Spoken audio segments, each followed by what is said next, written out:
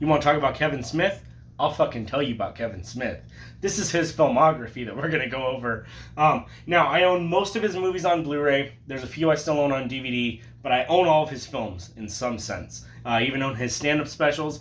I own his books. I'm a Kevin Smith fucking aficionado, as you'll learn in this video.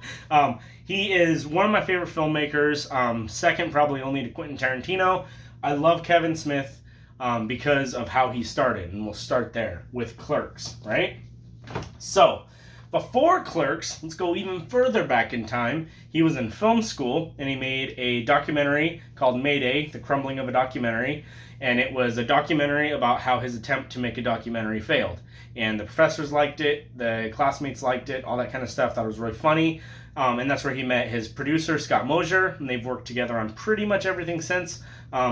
You'll notice when you're watching through his filmography, when Scott Mosier isn't there as his producer, the movies tend to slip a little bit, in my opinion.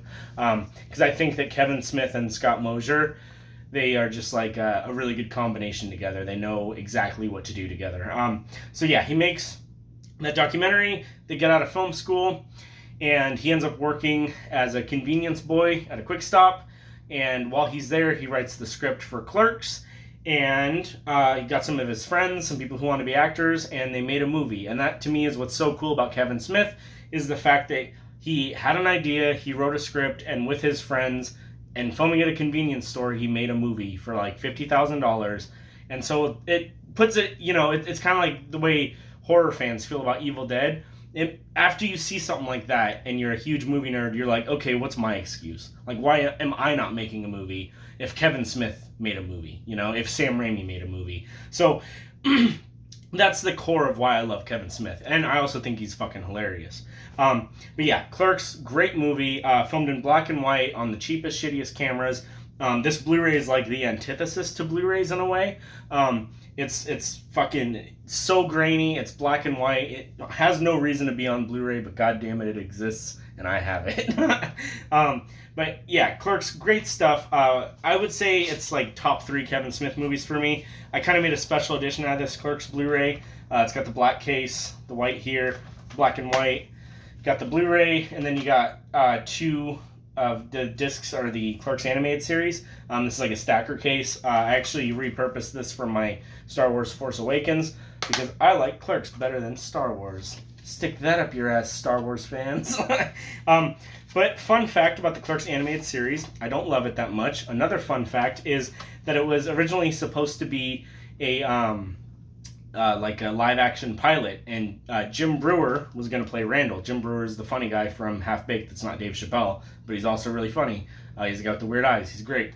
But that pilot, you can watch it on YouTube, and it sucks what? My balls. It's not funny at all.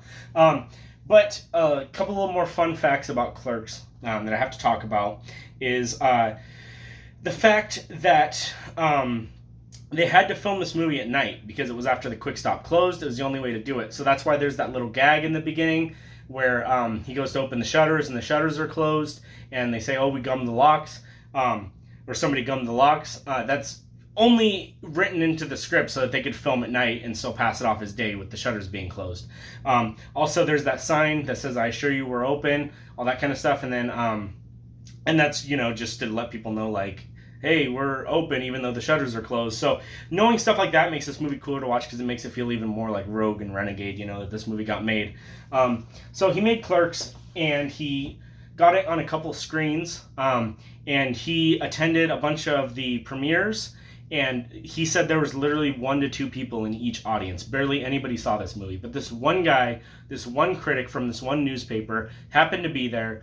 I wish I remembered his name, but I don't. But he ended up seeing the movie and writing about how fucking funny the movie was and how brilliantly original it was in his column. And the movie picked up steam from there, started getting more and more people interested. All of a sudden, it's playing at film festivals, Slam Dance, Sundance, I think, both of those it played at. And then all of a sudden, you have studios in a bidding war. Harvey Weinstein and Miramax ended up picking it up. Which is why a lot of Kevin Smith stuff is now out of print or hard to find because of the whole shit with Miramax, the Weinsteins. But yeah, he was King Dick of Fuck Mountain for a while when that movie came out. Everybody's like, who's this Kevin Smith boy we're hearing about? And Clerks eventually got its distribution. It's also famous for when it came out on VHS. It was one of the most stolen VHSs of its time because people would watch the movie and then just hold on to it and not return it.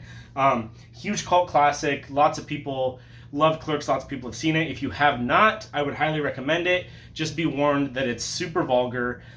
If you've never seen a Kevin Smith movie, all his stuff is super vulgar, super raunchy. But if you're down for that, like I am, it's a good time. No alcohol required.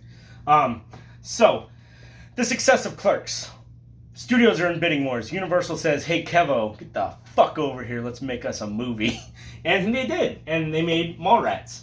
And at the time, this was the worst thing, according to Kevin Smith, that he had ever done. And, they gave him a good budget. And his original idea was, let's just do Clerks in a mall. Ended up kind of becoming more than that. He made his movie. Universal promoted the shit out of it, and nobody went and saw it. And Kevin Smith got the phone call that, like, hey, your movie opened in 9th place. And he's like, oh, hell yeah, top 10. He's like, no, we spent this much money on advertising, and your movie opened here, like, sayonara, motherfucker. And so Kevin Smith thought that Mallrats killed him. And it's only in the past, like, 20 years or so with, like, home video that Mallrats has gotten the success and the, cult appreciation that it has. I think Mallrats is really funny. It's not as funny as Clerks. I think it's a great movie, though, and this is the Arrow edition. Arrow always puts together some nice packaging. So yeah, made Mallrats, and then after Mallrats, he kind of returned to his indie sensibilities a little, and made Chasing Amy. Chasing Amy is really, really good. It's not as funny. It's more like relationship and like drama focused, but it's a really, really good movie. It also, with the way it kind of takes on LGBTQ plus stuff, it was kind of ahead of its time. This is the 90s, back when people were really insensitive and really not understanding about like gay feelings and gay rights and all that kind of stuff. So this movie was definitely a trailblazer when it first came out. It is a 90s movie, so now modern audiences watching it, it still does seem a little bit dated in its approach of like, queer relationships and stuff like that. But at the time, it was people were like, wow, this is a fucking movie that speaks, honesty. And Kevin Smith's brother is actually homosexual in real life. It kind of pulls from his own experiences there and, his love lives and all that kind of stuff. It's a really, really great movie. It's got... I always forget her name, Joey Lauren Adams. She and Ben Affleck hit it off. Affleck falls in love, but she's lesbian. He can't just turn her not gay, so it's like this whole kind of thing, It's a great movie. Again, if you watch it as a modern audience with our, kind of evolved sensibility of that kind of thing, it still does seem a little primitive, but you just got to remember back in 1997 or whatever this was, people were like, wow, I've never seen anything like this before. It's a really, really funny movie. Got Jay and Silent Bob in it. They're always bringing the good stuff. I like that one. That one, when I first saw it, I didn't care for it, but only as I've grown up and matured that I've been like, wow, that's actually a really great movie with some smart things to say. And some things I don't necessarily agree with, but mostly some smart things. Then, you motherfuckers know your boy's been searching for Dogma, and your boy got his fucking work bonus and finally got Dogma on Blu-ray. Now, how did this happen? Let's take an aside from talking about Kevin Smith's life, talk about my life a little bit, right? So, I got a bonus at work. I found out that the place I'm always giving shout-outs, Zia Records, I love you so much, Zia, they had this for $70, which sounds like a lot, but it's a fucking steal, because this is so desperately out of print. You've probably seen my rant video about it. If not, it's a few videos back. It's really cringy. But online this is going for 100, 150, 200 even, and I found it for 70, and I sold some records that I still had from when I was in a relationship with a total bitch of a whore. They're just sitting there, and I'm like, oh, fuck, I don't need those anymore. Let's fucking sell it to get Dogma. So we got Dogma on Blu-ray, and I'm really excited about it. This was my first Kevin Smith movie. It popped my Kevin Smith cherry, if you will. And, you always love your first. So this is, I think this might be my favorite Kevin Smith movie. It's really, really funny. It kind of takes on religion. But what I like about this movie, I'm not religious myself, but but it never feels like it's attacking religion. It feels like it's kind of religion's big brother that's just like poking at it because it loves it, you know? So I really like the kind of innocent jabbing that this movie does at religion. This movie was hugely controversial when it came out. Most people had not even seen this movie when they were protesting it. Something else that's really, really funny is when this movie was gaining traction and controversy and stuff for the way it handles religious things, Kevin Smith actually went out with the crew with picket signs and protested his own movie. And his sign said Dogma is dog shit. And if you go look it up, there's a video where the news actually stopped him and interviews him, and they're like, "Sir, what do you think about Dogma?" And they don't even know they're talking to the director of the movie. And deadass, he looks in the camera and he goes, "I think it's a terrible movie. I haven't seen it yet, but I hate it and I hate the director." And only those who know Kevin Smith knew how funny that is. So I have so much love for Dogma. Again, it was the first Kevin Smith movie I saw. I think it's really, really funny. I think everybody should see the movie. I think even if you are like super hardcore religious and stuff, I think the playful jabs in this movie, I think it's fun. Maybe I'm wrong because I'm not religious, so I don't know how it feels to be jabbed like that. But I think it's funny, and I think it's gentle enough to be enjoyed by any religious belief. Really, really good movie. Lots of fun, lots of funny. It's got Alanis Morissette. She plays God. The crazy thing about her is, according to my wife, she's God in real life. So that's crazy. She's not even acting. Yeah, that's Dogma. I love it. I love Dogma. So, then Jay and Silent Bob Strike Back. This one, okay, so you've got Dogma and you got Chasing Amy, and those both tackle some heavier themes, and they get like dramatic in points and stuff like that. Jay and Silent Bob Strike Back is Kevin Smith going back to Clerks and Mallrats. No fucks given, no message, anything deep like that. They're just having a good time playing some foul-mouthed characters. And this movie is so fun. This is like, I feel like of all the Kevin Smith movies, this is the one that can be enjoyed by any of us because like it's just so goofy, funny, lax. That being said, if you haven't seen any of the previous Kevin Smith films, you're not going to have a good time with some of the jokes. You're going to be like, wait, that was supposed to be a joke? Because so many of the jokes are tied in and little meta things to the previous films. I remember when I was watching like through his movies, I watched Dogma, then Clerks, then Mallrats, and then this, and I didn't even realize how many, sorry, my dog just fucked with the tripod. But I didn't even realize how many like jokes in this movie were from Chasing Amy, and then I watched Chasing Amy and it made this movie funnier. So that's Jay and Silent Bob Strike Back. Hilarious movie. Now we gotta talk about Jersey Girl. It's okay. And then we're gonna talk about Clerks 2. Jersey Girl, it's a movie. Kevin Smith made it. I think it's okay. It's PG-13. Kevin Smith actually wrote it to be PG-13. Sorry, I'll put this back up. I kind of just brushed over it. He kind of just wrote it to be PG-13, so it is very diet Kevin Smith. But it actually got slapped with an R rating, and he had to cut some shit out, which is stupid, because I don't think there's anything to cut. But, yeah, so he did that. 2004, lots of people were like, oh, it's Jersey Girl.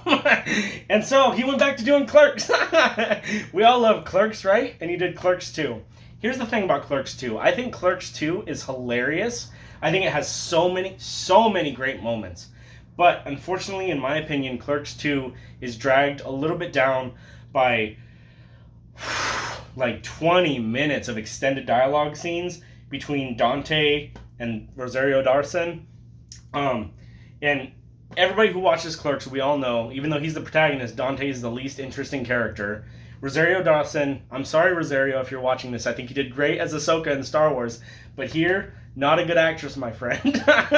And so when they're talking for 20 minutes, no, I'm not having it. I'm straight up not having a good time. But when it's back to the boys, talk about Randall, Jay and Silent Bob, they're fucking hilarious, crushing some of the best jokes in the movie. And then they start talking again, and you're like, oh, man, fuck. But I do love Clerks 2. I wish I could do a fan edit of Clerks 2 where I trim down their love shit. And then there's a really, really raunchy, even for my taste, and for a Kevin Smith movie, pretty fucking raunchy scene with a donkey show. If you know what that is, you know what it is. If you don't look it up. It's gross. Stop.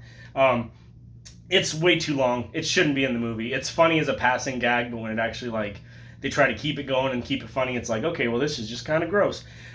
So if I was to make a fan edit, that's how I would edit Clerks 2, but I do think Clerks 2 is great. I think it's a welcome addition to the Viewist universe, as it's called.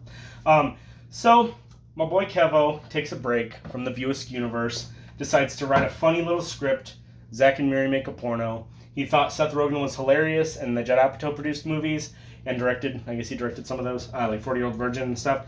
And so he's like, hey, I'm going to put him in my movie. When this movie came out, it bombed. He was actually really worried that he killed Seth Rogen's career before Seth Rogen's career could even get started. He didn't. Obviously, Seth Rogen is still around and smoking mad weed out there for all of us. But Zack and Miri Make a Porno, I think, is underrated as fuck. I think it's really, really funny. I think for a movie about pornography, it's actually an outstanding love story. I will say that. I think it's got a great 90s soundtrack. So I love about my boy Kevin is much like me, he never left the 90s. Although he has more of an excuse than I do, because I was like born in 92, so 8 years of my life, but I'm still fucking obsessed with it. My boy Kevo, he's making movies all throughout there. Like, of course he's stuck there. Why the fuck am I? But anyways, 90s purgatory. I'm with it. I love it.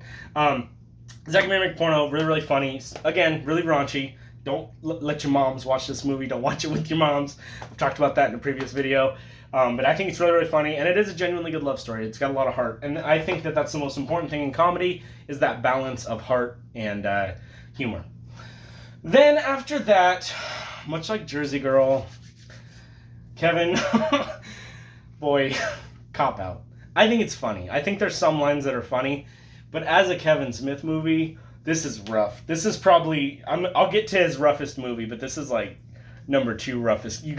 This one's only for the hardcore or tardcore, whatever you want to call this. Woof! It's not as good as I think they thought it was when they were making it. Kevin Smith famously did not get along with Bruce Willis, because Bruce Willis was being a dick the whole time they were filming. I wouldn't be surprised if he dragged down the movie a lot with that. Tracy Morgan has given it his all, though. He is so funny in this movie. And it does have its fair share of good lines, but this is the first movie that Kevin Smith made that he didn't, like, write and direct. I mean, he directed it, but he didn't write it, you know? So you can feel that kind of emptiness that he's using somebody else's script. And it makes sense knowing that. And it does have its good lines here and there, but overall, I think Cop Out's a total misfire. But I do still watch it occasionally, because my boy's movie, you know? I like it. It's not as bad as everyone says, I'll say that. It's okay. And then, here we go. This is where it gets crazy. Kevin Smith one day, he woke his ass up and he's like, you know what? I'm going to make a spooky fucking movie. And before that, he had only done comedies. And he decided to change it up with Red State. This movie is so good, and so many people have not seen this movie. And it is so worth watching. It's really hard to find because of Harvey Weinstein. But if you can find it, if you have the means, I highly recommend picking this one up.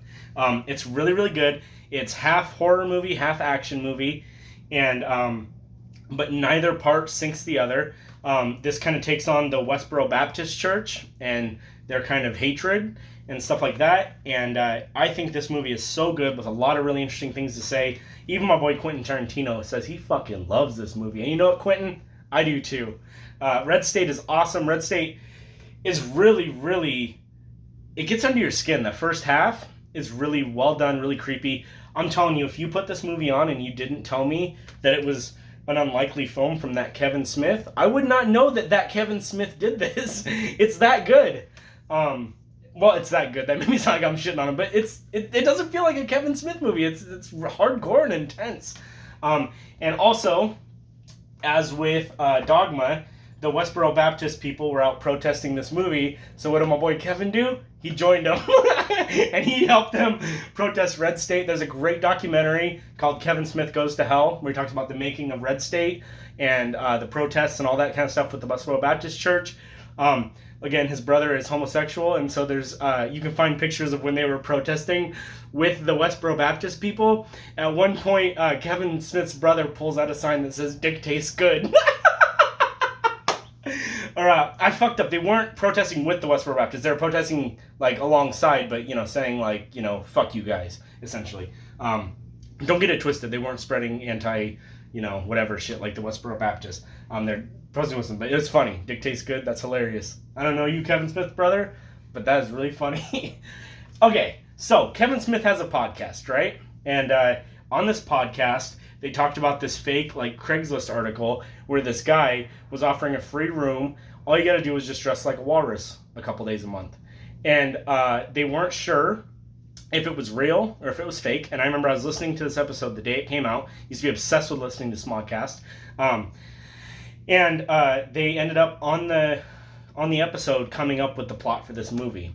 A lot of people think this movie sucks. A lot of people think this movie's great. I think it's great. I think it's got a great balance of really scary and unsettling, disturbing shit, and then really funny shit with Johnny Depp is in it. I think it's funny. I think it manages to be disturbing and hilarious at the same time. In the same scene, there's multiple scenes where I want to puke and laugh at the same time. And I have never seen a movie like this before. Basically, your boy Justin Long, he has a podcast, and he goes out to interview people. He ends up stumbling upon Michael Parks, and Michael Parks makes him into a human walrus. And that's Tusk.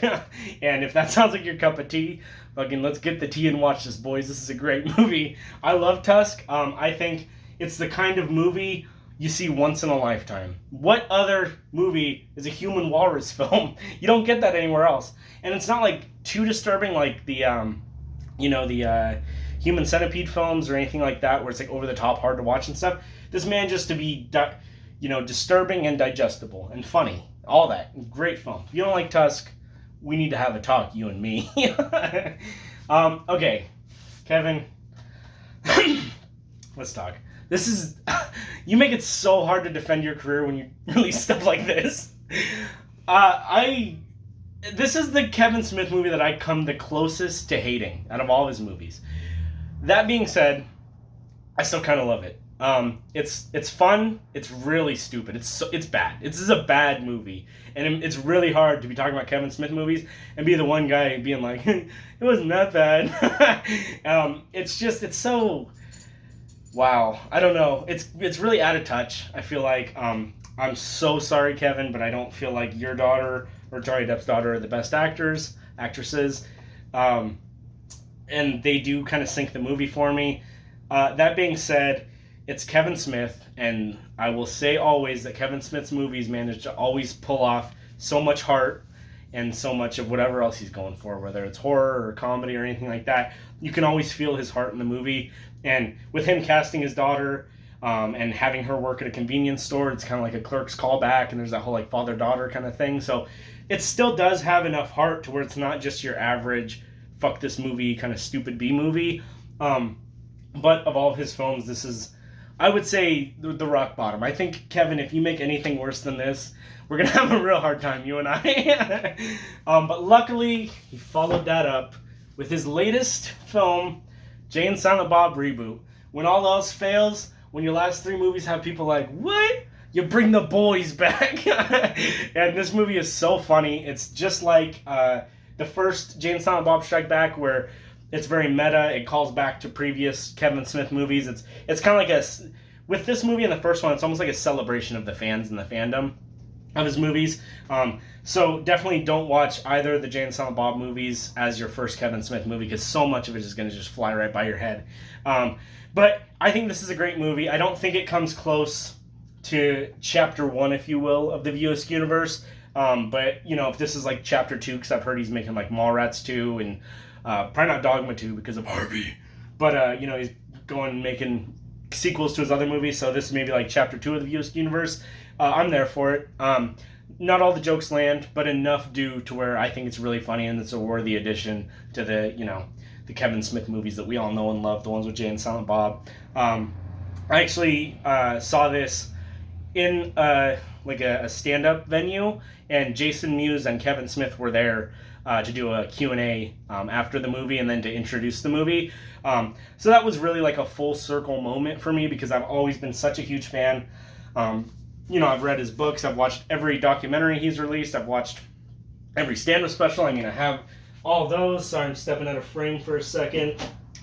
But, got all of his stand-up. I'm obviously a huge Kevin Smith fan, and so to be able to be there and watch, the next generation of his Tusk Universe movies with him, was the coolest thing ever. My only regret is I didn't ask him a question because I was too nervous. But I did want to ask him, and so Kevin, if you're watching this movie, or with this video, it's like a movie now with the fucking length. But Kevin, if you're watching this, I would like you to answer in the comment section below after you subscribe and like the video, of course.